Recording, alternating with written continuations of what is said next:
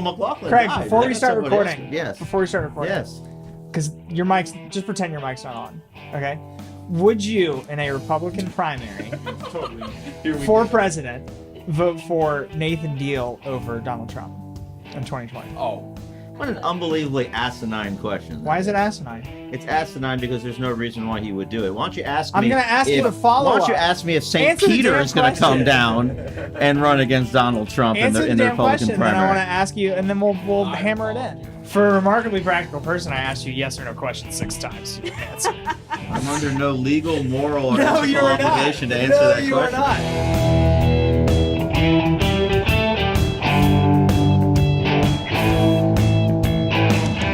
Welcome to the Georgia Politics Podcast. It is Friday, March 1st, 2019. I am your host, Preston Thompson.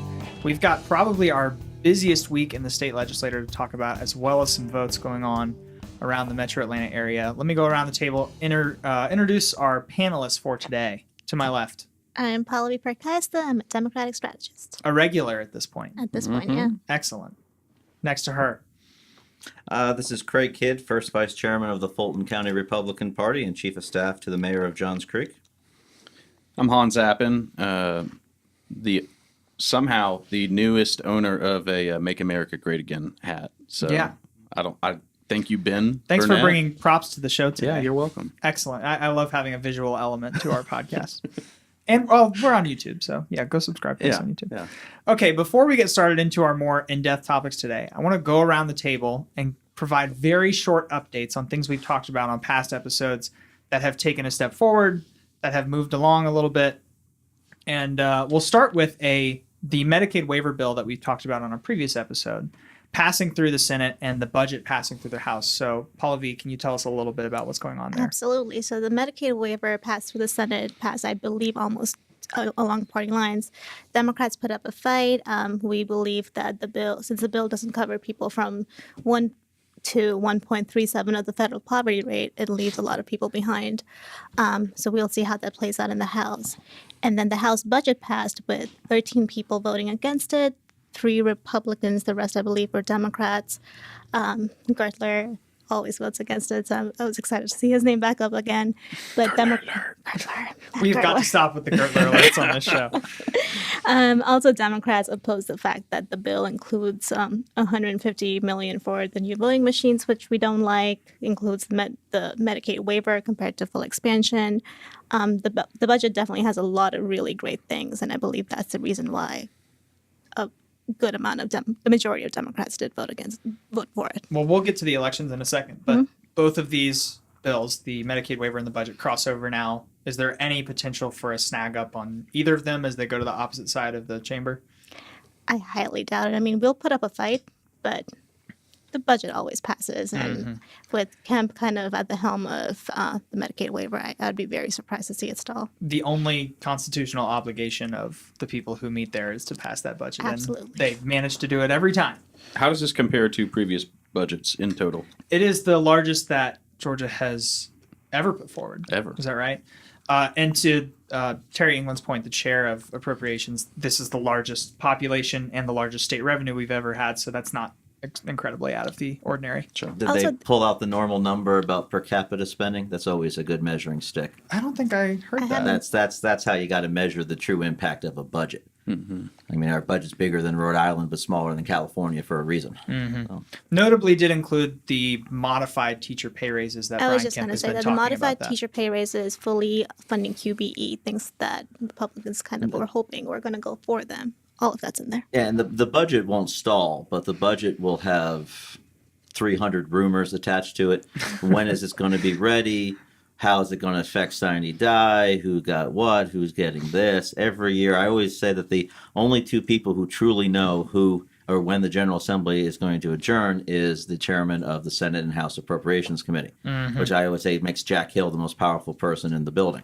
Could be true. So, Okay, moving on. Speaker Ralston offered a defense of himself and some of the allegations from the AJC and WSB that have come out in the past weeks. We've talked about that for the past couple weeks on this show. I don't want to get too nauseam. far into it, but Craig, how did the defense go? Has it changed anything since last week? What are we looking at now?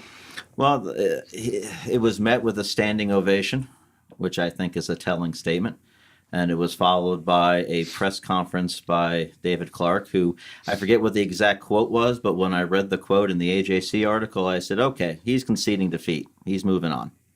I apologize for not remembering the quote. So I think it's going to be yesterday's news fairly quickly. I think the quote was something along the lines of, "I thought I had the signatures, but then at the end we didn't." It wasn't that. It wasn't that. It was sort of like a moving on kind of thing. When you're trying to do this, you have to constantly have momentum. Mm-hmm. You can't stall. Right. And this is a stall. It's a huge stall. And there are about 9 different places, if not 900, where that can stall. Yes, that's why it's so he difficult. made it to step number maybe 2. 1.5. 1.5. Yeah. So, I mean, it's... Ralston also put together a joint commission, joint task force, whatever the word for it is, to review the legislative leave law that he has been accused of abusing. The list actually just came out earlier today. To my knowledge, it includes Minority Leader Bob Trammell, which to a lot of people seems like a given. It is not something he had to do. He could have stacked it with a bunch of buddies, but as far as I can tell, the list has a lot of former legislators that are respected. The only 2 currently sitting legislators are the Majority Leader and the Minority Leader, as far as I can tell. And then a couple attorneys and people from DA offices around the state. I have not seen the list, but thank you for letting me know that it's out there. I'm actually a little surprised that if what you say is true, that it's stacked with former legislators as opposed to current ones. Which, that's kind of interesting to me, yeah. Which, the way I would see it, would means that he wants it to move rather than to slow down. Well, and for the majority of people to not have something at stake, right? Well, to not have a vested interest. Or you add people who want to be on it so that if this thing continued, they could claim later on during a campaign, I helped change this egregious law. To be fair, there's 2 different ways of looking at that. I didn't recognize any of the former legislator names on that pull list. it up at some point today. Maybe Daniel can pull it up before we end the show today, and we'll give it a look just to run through it for our listeners.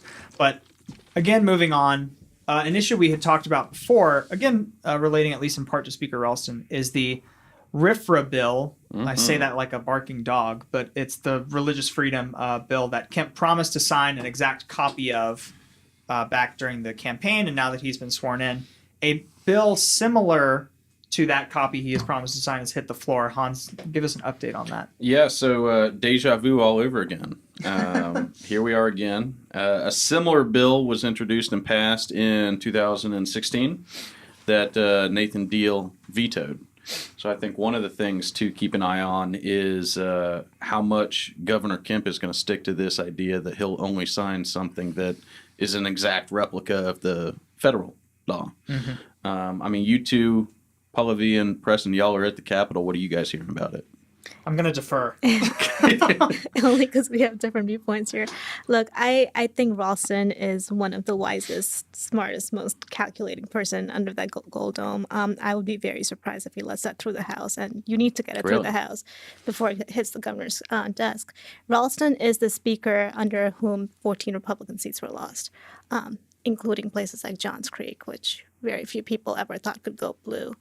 I think he will be very, very careful about bills like RFRA, like abortion, because that's really a win for us during campaign season, and I think he'll be very careful about that. Mm-hmm. I would mostly agree with that. I'm actually a little surprised it's not coming out first in the Senate, I guess, is a little surprising to me. There's a more comfortable majority there, and Jeff Duncan is also pretty supportive of that kind of idea. But I guess it might bounce around and they'll put it forward. The RFRA bill is was it not in the introduced by Senate? a The senator. RFRA bill is in the Senate. It is in the Senate. Yes, by our SB 221, sponsored by Marty Harbin. who's from the Fayetteville area. Oh, for The some reason I abortion thought it was bill in the has House. a Senate version and a House version. So will it pass the Senate then? Yes. It might, yeah. Assuming it gets to the floor. And assuming it gets to the floor in the House somehow, it will probably pass there too. It's just whether or not it actually comes up for a vote at all. Is that the question? That is the question, and I'd be interested to see how many Republicans walk. How many of the Republicans who came there, who won by just a few hundred, how many of them walk? Because I think it's too dangerous for Republicans like Chuck Martin, even Sharon Cooper, to vote for something like that, because that hurts them in the general. It's too dangerous for them to vote against something like that because it hurts them in a primary. I think they walk, and if enough people walk, I wonder if there will be that majority to get it passed. Gotcha. Is Brandon Beach a co-sponsor of this thing? I'd be I interested to don't see. think so. I don't think so. I'd be surprised if you were. Yeah. Yeah, I don't think so. It says there are 9 co-sponsors. All are committee chairs. Well, go search on the Legis page and type in Brandon Beach, and if that bill particularly pops up, it'll indicate that he's a lower level co-signer. Well, let's move on, at least for now. I'm going to take my host prerogative here and toot my own horn for just a second. Back in week 1 of the show, when it was just me and Hans talking back and forth, Hans gave me the question of what bill would surprise a lot of people of having a lot of bipartisan support that everybody could come together on. And, peek behind the curtain, we had to stop the show because I couldn't think of anything immediately. But I think I originally ended up saying a hemp farming and processing bill, which passed with an overwhelming majority this week and is expected to get to the governor's desk pretty quickly. And as part of this kind of creative solution to help Georgia farmers. And maybe we should get into, the recovery money that's supposed to be coming down at some point. But in a week that involved a lot of really tense discussions and a lot of yelling, it was nice to see something that may appear to be controversial just kind of coast through. It also changed a couple definitions of where hemp classifies under marijuana, which is that it no longer does. So that could have interesting implications in the future. Is that because it's not marijuana? Hans? Could be. Could be that they've wised up. It's funny how you classify that there was so much yelling and so much argument. I mean, just you look at the roster of the roll call of the votes, both on the Senate side and the House side. A close vote is unbelievably rare. Yeah. So I always find it's a little disingenuous when people like ourselves present the legislature as this fiery, combative body that where every vote is 103 to 75. Well, I think I was more saying that because it was a comparison to everything else we've had this year. It's hard to think of other bills we've had this year that have had a huge planned minority pushback. And this week had a couple of those. And I'm thinking specifically the Medicaid waiver in the Senate had a lot of fiery testimony. Questions going back and forth and people on that podium that were smacking it. So I don't want to pretend like it's a street fight out there, but in terms of the legislature where everything is in general pretty respectful, and it was still even an argument, things were a little more testy this week as the legislature did its most important things up to date. Well, big picture, the House will approve. I don't know how many bills they average in a year. Oh gosh, a lot. How many of them actually turn are 103 to 75? Straight party line vote. Let's just say out of the 200 that they pass, maybe 10. I mean, we have to recognize that there are a lot more things that reach universal agreement than are divisive. Sure. So, But they're not sexy enough. They are not sexy enough. That is true. But give hemp a chance, and maybe it can be. It's like the old adage that the only governing that means anything to anybody happens at the local level. A lot of the things that actually affect real people are the bills that no one understands when they read That or pass 154 to 2. Exactly. Yeah. And so we always have the Gertler effect. And I appreciate a partisan throwdown as much as the next guy, but we don't want to create the image that it's a brawl every day in and out. Sure. I definitely agree with that. I mean, we're able to come here and talk to each other, so how bad can it really be? Yeah, we're all friends here. Okay. Well, let's move on to one of the actual disputed bills we did have this week, kind of shifting that tone a little bit. Back to the brawl. Okay, back to the actual brawl. Let's go talk about that 1% again. Jesus, I guess that point was lost.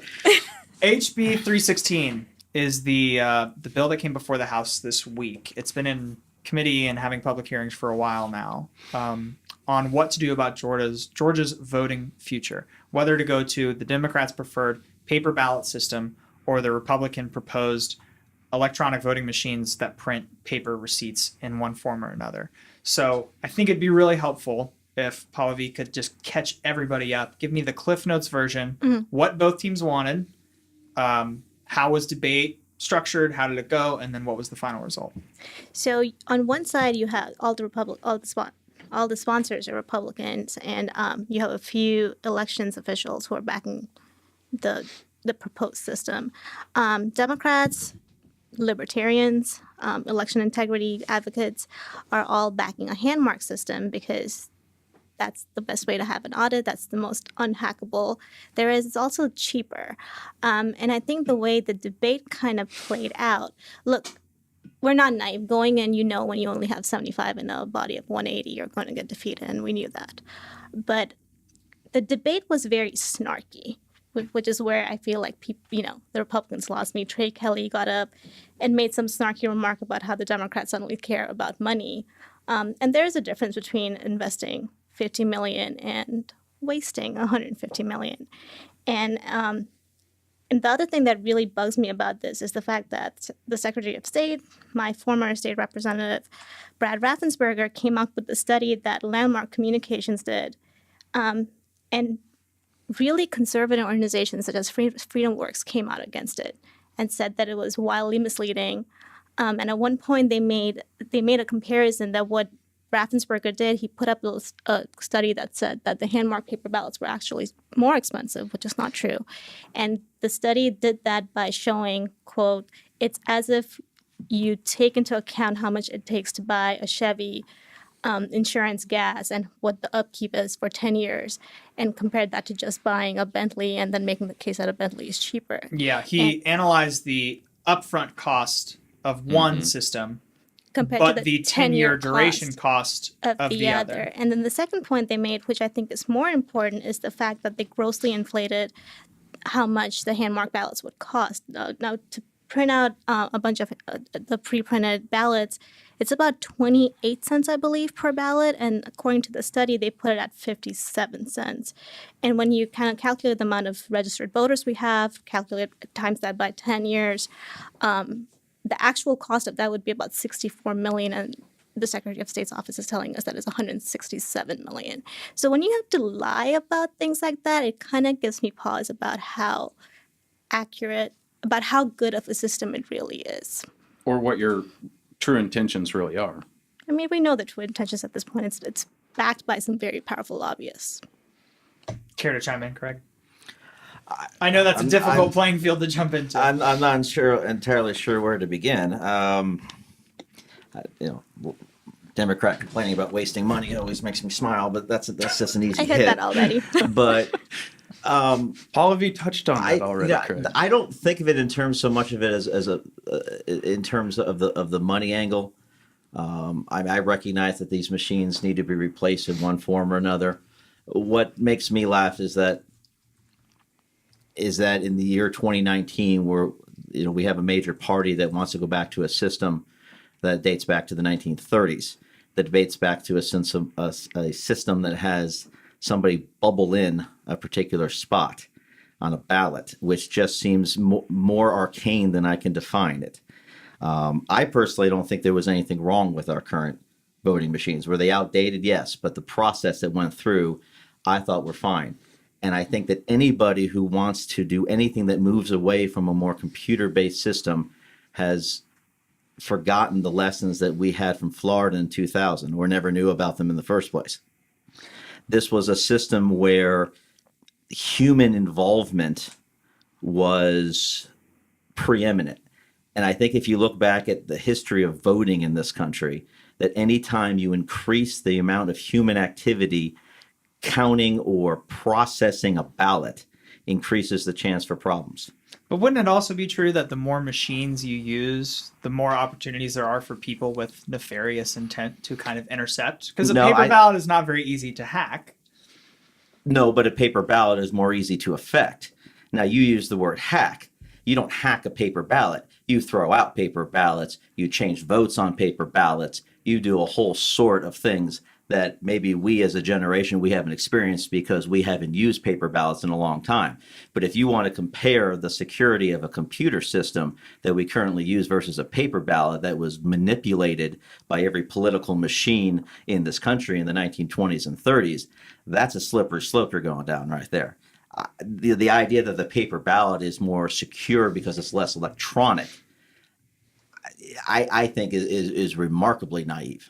What about the idea that military... If I could just kind of go in real quick. The entire SAFE Commission had one person who was an information technology cybersecurity expert, and he sided with the Democrats and the paper ballots. There are, I believe, 27 cybersecurity experts from around the country who have come out in opposition to this. So I prefer an opinion from people who know what they're talking about, rather than it's easy to say, yeah, just because it's on a computer, it doesn't necessarily mean that it's more hackable. But when you have people who dedicated their entire lives to this field and they're saying that, I'd rather believe them.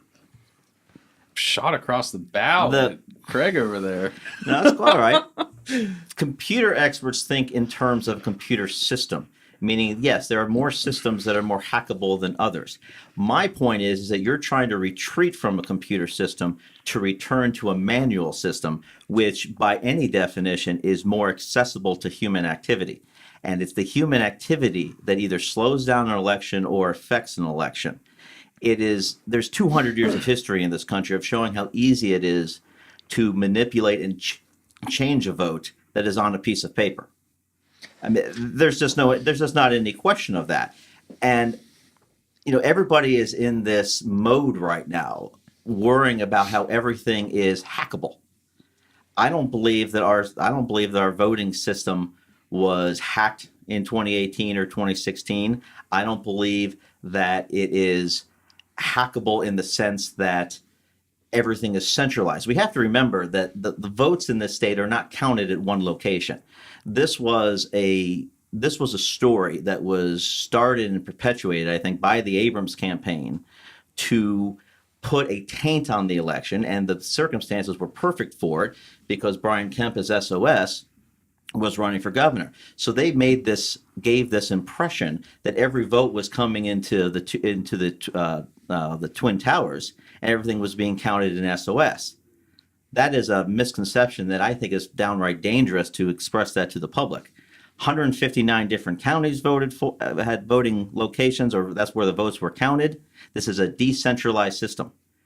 And I think that we are bordering on a conspiracy level thinking here. Well, there was a confirmed attempt. There was a confirmed attempt to hack election machines in 2016. None of them actually got hacked, but there was a confirmed attempt by overseas people to get into election machines.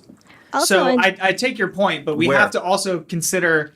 I believe Georgia was on the list. Georgia, Florida, Michigan. I might be missing something, but there were attempts to get in, and it would be more difficult to attempt to get in a paper system if you are a foreign adversary overseas. There's also a program in this bill that allows military overseas to vote online through an internet-connected computer. So not all of these machines are standalone, air-gapped, never connected.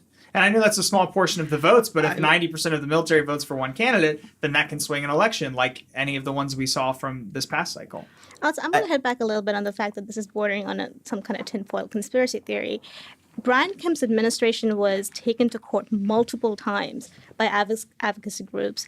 And at one point, a judge said it was too late to change things for the 2018 ballot. But I believe the term she used was that he grossly mismanaged the election system. So putting this on Stacey Abrams is a political move. It's very calculated. It's simply not true. It's not any more calculated, frankly, than the Abrams campaign putting this all at the feet of Kemp. I mean, the Secretary of State does oversee elections, and he didn't resign. He does oversee the elections, but he does not count ballots. The Abrams campaign very deliberately painted a picture that all the ballots from everywhere from Clay to Early County all the way up to Dalton were driven to the Secretary of State, and they were counted in that office.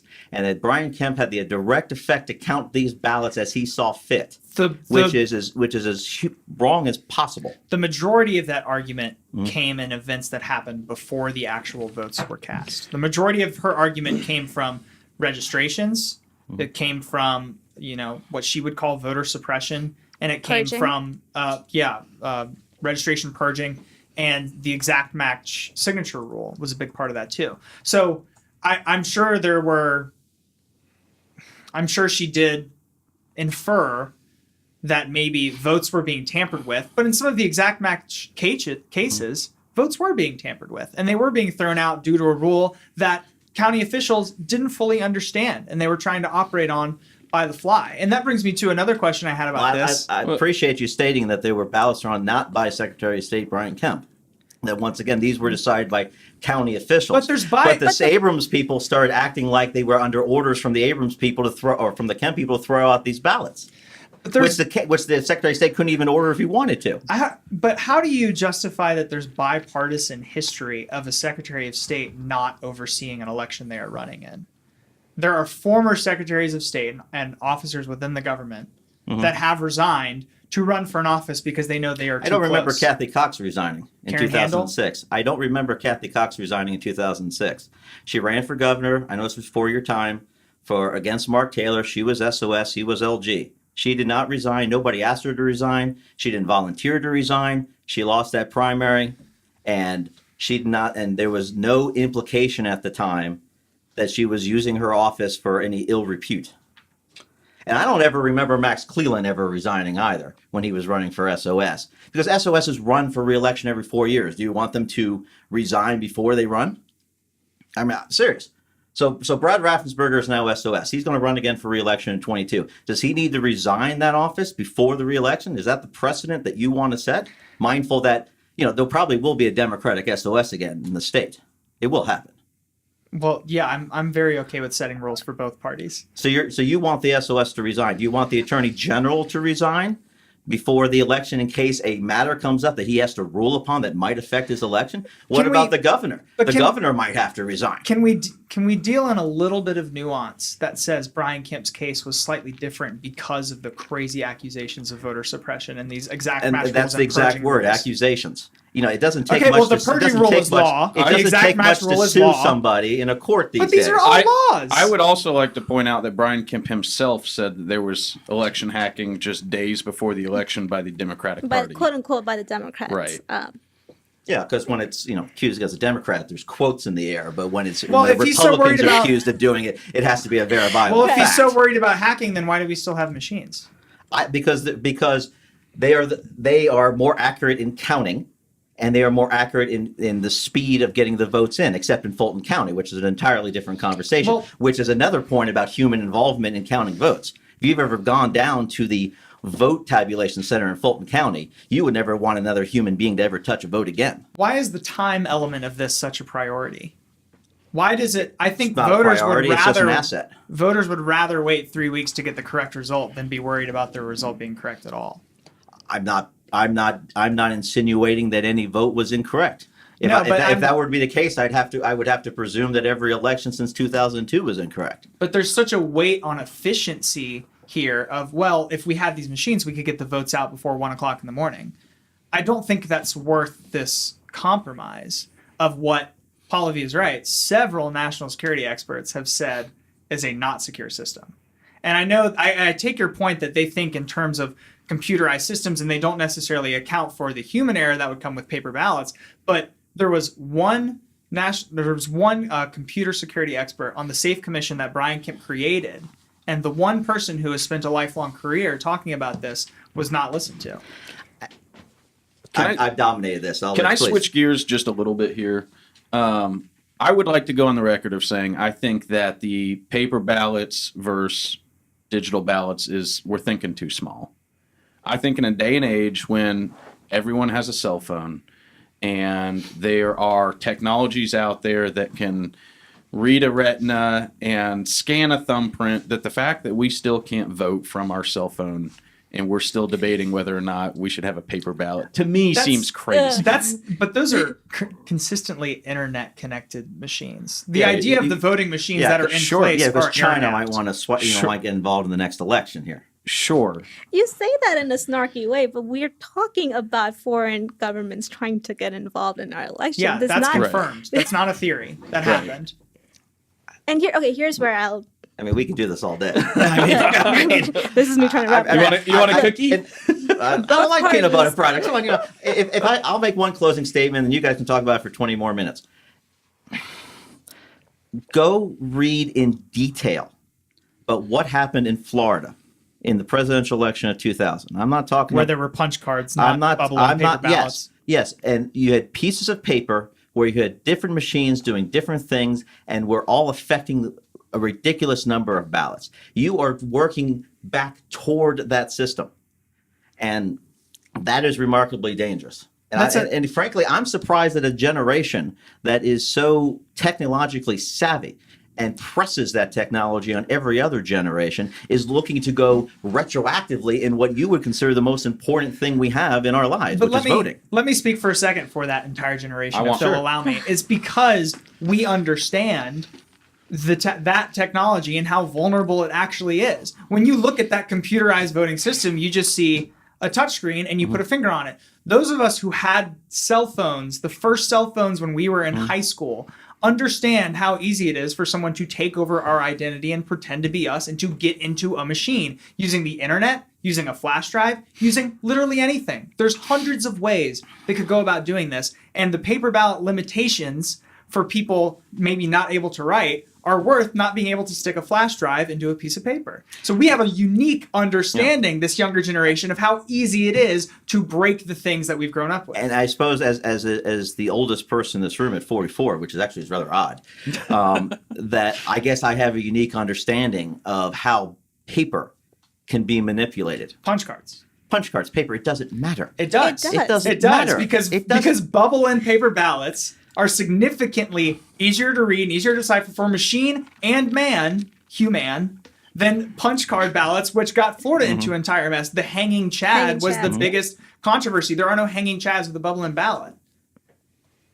Here's what look, both parties clearly understand that the current system wasn't working, and that's why we are debating new machines and new systems.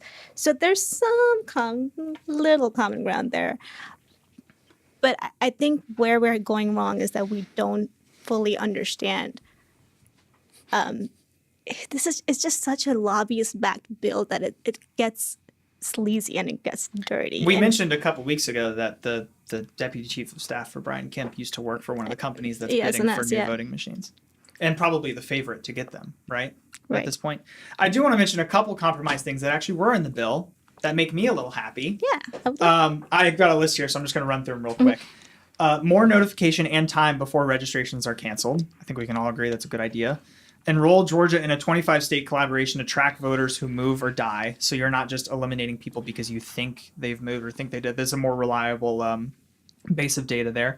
Limit rejections of absentee ballots because of minor discrepancies. We talked about that exact match rule, things like that. Representative BUN was the person who put in an amendment, and now we don't have exact match anymore. And prohibit changes in polling places 60 days before an election, and lift restrictions on assistance to voters who need help casting their ballots. And so I think all of that is good to me, and I think a package that included those 4 items by itself would have passed nearly unanimously. I mean, I think there was a lot of support for these items in here. And the one place where I don't think 316 goes far enough is having kind of a universal provisional ballot system. So each county does its own way of doing provisional ballots.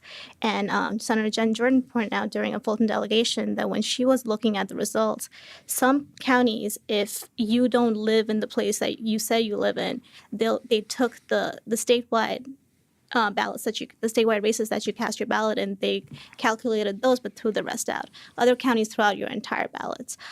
So I think we need some kind of state law that tells each county to treat provisional ballots the same. I'm also in favor of early voting and on-day voting be as similar as possible, because there are a lot of struggles that happen with that, but we can get into that at a later date. Yeah, please, because I don't know what you mean by that. Well, just the idea that an early vote, you can vote anywhere in the county, and an on-day vote, you have specific polling places. Yeah, if we're going to use machines, which we are, because that passed the House, then why can't you vote anywhere in the county? Yeah, I read that bill that was dropped when one of the co-signers is my state rep. The language in the bill is a little hilarious, because the bill requires every precinct to have enough machines and have enough ballots so that if every voter in the county showed up at that one precinct, there would be enough machines and ballots there. So JC7, which has, let's say, 2,000 people in the precinct, would have to be prepared to handle 100,000 people. And that's every precinct. Well, hell, Fulton County has 350 or so precincts. If you shrink it because of voting locations, because now we have 4 or 5 voting precincts at one location, all right, we're down to 200, let's say. That's a lot of freaking machines. I would agree And since with you I guys are haven't read worried the so much bill. about money all of a sudden, who's going to pay for that? Fulton County? Okay. Yeah, Rob Pitts will have a phone call with you after that one. Okay. And, yeah, so I read that bill. So I think we need to sort of respect the precinct system a little bit more than what that bill would have entailed. But as long as any new bill doesn't Hey. allow people to vote in other congressional districts like Carolyn Boudreau's people were advocating, I'm okay with that. Craig, if you give me automatic voter registration on high school graduation, I'll give you whatever the heck you want, okay? You get it at 17 and a half. What more do you want? I want- yes, I'm Automatic. sorry. But you actually have to fill out something I want to go register anytime to you vote. put your address on anything, you to be registered to vote because anything else is honestly ridiculous. Okay. Because paper is going back to the caveman days, and we Let's shouldn't have to fill move those out. on. If you want to vote, if you want to register electronically, I have no problem with that. I will drag this podcast by its neck into our next segment. I'm done with this. Craig, We what are you moving doing after on. this? So, don't worry, Craig. We're going to come right back to you. 'Cause I want I'm to get sure. your thoughts on this. The Gwinnett vote to expand MARTA to their county is now in early voting. The official election day comes March 19th. We've mentioned it in passing a couple times on the show, but voting is happening. Results are not results, but some data analysis, some guesses are starting to trickle in. Maybe we'll get into those, but I'm not a huge fan of speculating on outcomes. But I want to use the second half of your title, Craig, to ask your opinion on something. Which one's my first?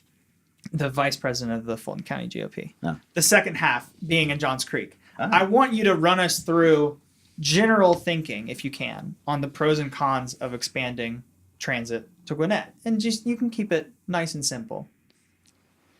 Wow, that I'm having a bigger role in this than I would have anticipated. Let me start with the con, which is not to say what my personal opinion is on this. Sure. I would think a large number of Gwinnett voters have the same perspective of MARTA that Johns Creek voters have regarding the North Fulton Transportation Plan. It's all about ROI. What's our return on investment? We are asked to spend a lot of money in the future. We've spent a lot of money in the past on MARTA, and in cities like Johns Creek or Western Roswell or what have you, Milton, aren't getting enough bang for the buck. You have to show to us to get our support what the ROI is. How are you getting cars off the road? That's the fundamental point. And I think a lot of Gwinnett voters have that same reticence on what exactly is this plan going to do? What will the effect actually have? I spoke with a colleague of mine who lives in Snellville, and he's voting against it, and I asked him why. And he is very concerned about antiquated technology with the hard rail, or excuse me, the heavy rail. He's concerned about the delay that the heavy rail is going to take. It's going to take a very long time before that line is in system. It's really not going to help any of the traffic anywhere along that 4-mile stretch. And then he threw out the idea of autonomous cars, that this is basically investing money in old technology. That was his perspective on it. The pro, as long. Traffic By the sucks. way, that Traffic Yeah. sucks. I mean, that traffic sigh, I think, sucks. gave away your personal opinion, by Traffic the way. sucks, and you have to have a long-term vision when it comes to traffic. Now, long-term vision can apply both ways. I was just talking about old technology, but you have to deal with the technology that you have now. And long-term vision, you have to be able to plan 30 or 40 years down the line. When I was at the Fulton County mayor's meeting that we had last week, that you and I ran into each other at, and I think it was Lee Morris, commissioner from Fulton County, who said, you don't want to be in a position where people 50 years down the line look back at our time and say, what the hell were they thinking? Why didn't they do anything? Mm-hmm. So the long-term vision aspect, I think, is a pro for Gwinnett. It's just, my mayor is very good at this argument this conversation better than I am, about how unique Metro Atlanta is. We're not like other metropolitan areas when it comes to transit and compared to where we are. This isn't New York or Chicago or Detroit, where you have everybody coming down into one center. We have 50 different centers in this city, or excuse me, in this metropolitan area. So you need 50 different rail systems. We cannot have the traditional spokes in a wheel system because people just aren't working in that way. Jimmy Gilvin, mayor of Alpharetta, said yesterday at a meeting, 50,000 people every day come into Alpharetta. That's absurd. That's an obscene number of people. I think that's just downtown. That might just be, Alpharetta. I mean, that might not be the whole city. It might have been higher. I remember 50K. So are you going to have to build an Alpharetta-centric plan because of these large number of people going into Alpharetta? And Marta is a north-south system. It's not an east-west system. It is an east-west system And then- if you go downtown. Well, we're not downtown. Okay. I mean, you're trying to bring people out here to another location. That means east-west for the guy But- who lives in Alpharetta but works in Marietta. The theory of Marta is that you could get from, Stone Mountain or wherever, from that point to 5 Points, to a connection, to Doraville, to a connection to Gwinnett. And yeah, that might take 18 hours, but the theory of Marta is that it could happen. Isn't there a lot of talk in the business community about this too? I seem to remember Gwinnett dealing with businesses who wanted to move there, but they said we need public transit options. Oh, definitely. I mean, Gwinnett is definitely behind the times from a business perspective, and they're just doing their best to try to get out from this suckiness called traffic. And I appreciate politicians and public servants who have a long time vision. It's very rare, and it's getting rarer, and that's a problem we have here in this state and in this country. And we have a whole nother show on why that is, and I think I have a pretty salient thought on that, but like I said, that's a different show. But this vote in Gwinnett, my perspective is that it represents a long-term vision, and I appreciate that. Well, and I'll add to that, Craig. I mean, I think that's part of the problem with the "what have you done for me lately" argument. Oh yeah, Oh yeah. I mean, Marta is not a perfect system. So, Right. and the opponents of this referendum and the opponents of Marta are very good at saying, see, these are not the guys who should be bringing transit to Marta. That was the other point my colleague had made against, is that Marta is just, he didn't use the word inept, but it's just, these aren't the guys we want in charge of this in Snellville or Beaufort. And I think it's interesting being Gwinnett. I mean, Preston, you touched on it a little bit. They've had a problem losing, and Craig, you touched on it, with losing business specifically because of the transportation issues. So I wonder how much that plays a factor in the. Well, there's the losing business aspect, but there's also losing talent.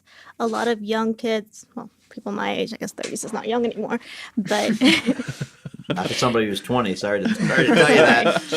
ooh, happy Friday to me.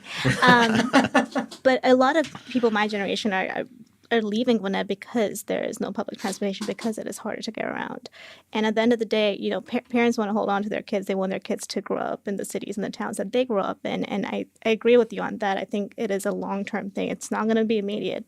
But if we had started this initiative 10 years ago, we would not be having the conversations we're having right now. It's like the climate change conversation. That's all. I think we would have. I think we would be having the same conversation. We may not be in as big of a ditch as we are now, but we would still be in some form of a ditch, because this is. I liken it to preventative medicine. Americans are terrible at preventative medicine. You don't go to the gym until after your uncle had a heart attack.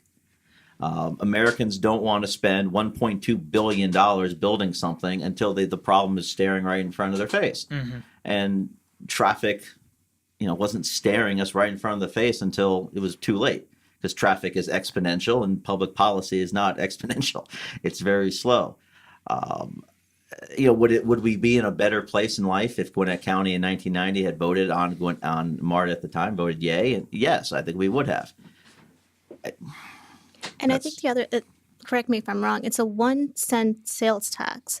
And I like that, because if you're coming into Gwinnett as somebody who doesn't live in Gwinnett, you're still investing in the transportation system there.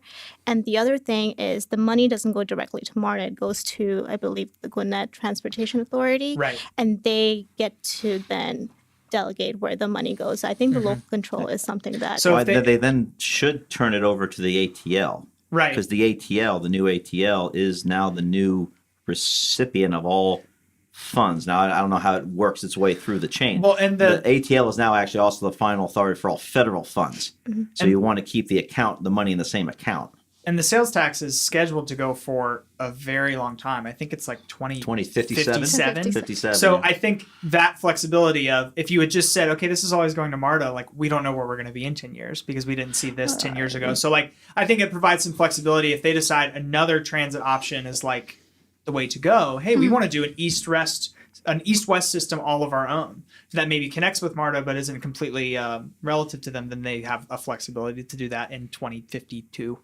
I think local control is always an asset, right? And if the money is going straight to a Gwinnett body rather than MARTA, I think that's something they have going on for them.